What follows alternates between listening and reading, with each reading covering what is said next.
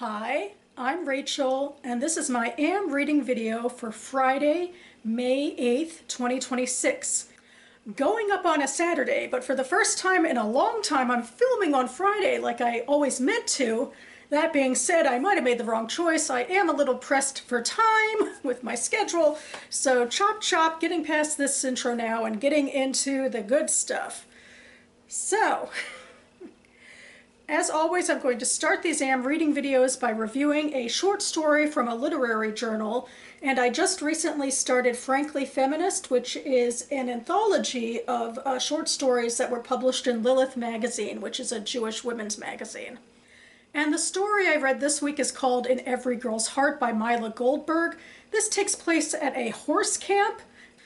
We are primarily following Marcia, who really doesn't seem to fit in at all and is bullied by another girl named Heather.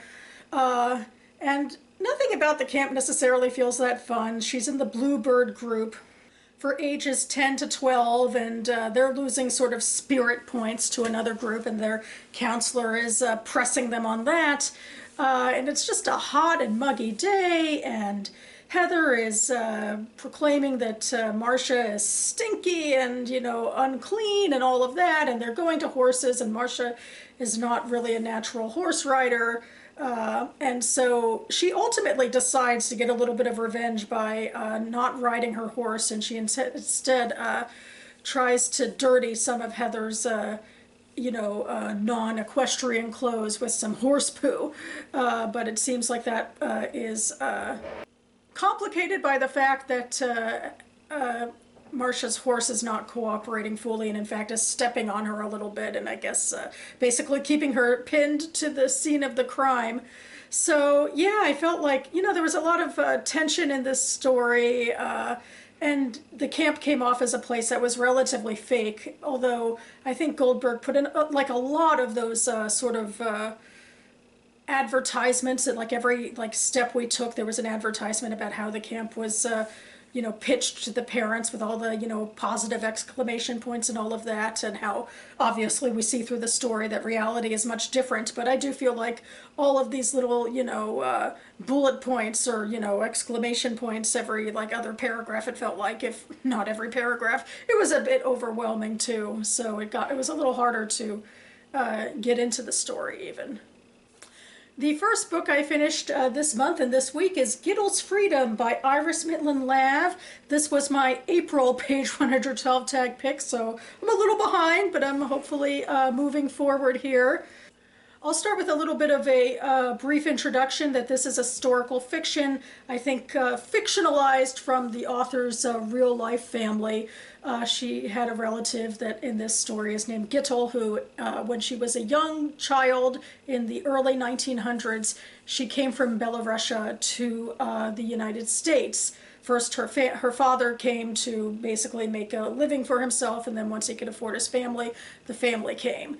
And they settled actually in South Bend, which now I think of as, Pete Buttigieg territory, but a lot of the story takes place around Chicago and in broader Illinois, but mostly Chicago. Throughout the 20th century, we're following GITEL as she grows up. And she faces a lot of hardships, primarily economic hardships. And, she wanted to go to college and make a life for herself, but that wasn't, very socially acceptable for a young girl at the time. She marries a man who, when they're young, he's a radical man. He's, deeply opinionated, and, seems like he might lead her into a modern life, even though he's also religious. His name is Shmuel. But Shmuel also had a host of childhood illnesses that come back to haunt him in various ways throughout his adulthood, or impact his health in various ways, as well as the Great Depression impacting their health, because when they got married, they had actually enough to start their own pharmacy, but their money was in the bank, and their particular bank closed and never opened again. So for the rest of their lives, they're basically scrounging to make ends meet, and always having to sort of do about faces, like maybe occasionally they get a little bit ahead or a little bit of comfort or security, but then some other problem comes up. They have two children who obviously need care and education, and then Shmuel has a stroke and has pneumonia and various things, and a horrible accident that actually I read about on the page 112 where he fell from a ladder and hurt his back. And all of these things obviously impact their finances. And so they're going back and forth between different apartments for, the monetary needs and for Shmuel's needs about, having enough access as a man with disabilities. Gittel is going back and forth between needing to caretake and also needing to work. So that's a lot of what this novel is about. And sort of the question of her freedom is maybe something that she can only answer at the end when, she doesn't have to caretake other people quite as much, because we're also following Shmuel through his ups and downs, and we're following her two daughters as they figure out their own lives, in mid-century America. So I think it's a really interesting premise, but unfortunately the writing was not all that compelling. It was very exposition heavy. We have large swaths of interior dialogue where the characters are just telegraphing exactly what they're feeling and thinking. There's not a whole lot of scene setting unless it's with interior dialogue, but it's never quite with active scenes. In page 112, I actually cottoned on to this, that, there was like a lot of dialogue, and all of it was relatively stuffy, but there wasn't a lot of setting it up beyond that. So I kind of knew going into this what I was getting into, that maybe this wouldn't be as strong of a novel, and alas it wasn't. So not the best way to start the month, I guess, although I still kind of like the story. I have biases because parts of my family come from the same area and also immigrated to the U.S. around the same time, and like a lot of the Jews of the Pale of Settlement were apt to do, they were encouraged to move out of New York, where the nativists were getting restless, and move into the Midwest, where my family also moved to too. Yeah, so a lot of promise here, but I don't think it was well executed.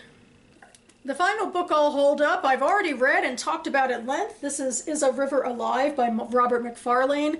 This is his going on a quest to 3 different locations around the globe to look into the lifespans of rivers and how especially indigenous groups are looking to keep them safe, and how the rivers and the cultures impact each other.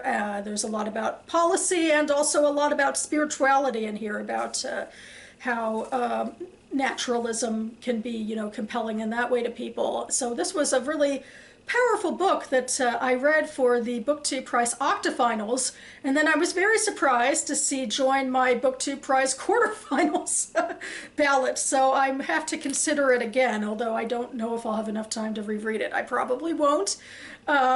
Also, it's possible this book will be due back to the library soon, but I'd love to keep it out for these videos, but we'll see what happens with that. But basically, I'm also waiting for my other books for the quarterfinals. Some of them I have, and some of them I'm waiting for. To give a little more explanation about the BookTube Prize, it was started by Robert Sheard in 2019 as a way for the Literary Bookternet to judge the best in literary fiction and nonfiction published in English in the US the year before. So this book and all of the others that are in the running were published in 2025. We are in the quarterfinals, which is the second of 4 rounds. We start with long lists of 48 books per division. We whittle them down until, in the finals round, we're judging 6 books per division, and then finally we get winners and runners-up that are announced in October. So I am judging nonfiction Group A for the quarterfinals. So this is the book I've read before the quarterfinals, and then I am slowly but surely, hopefully, getting through the other 5 books before my ballot is due at the end of this month. If you'd like more thoughts about my ballot, I did give some preliminary thoughts in a video I'll link down below, and I'll also link to the BookTube Prize website down below.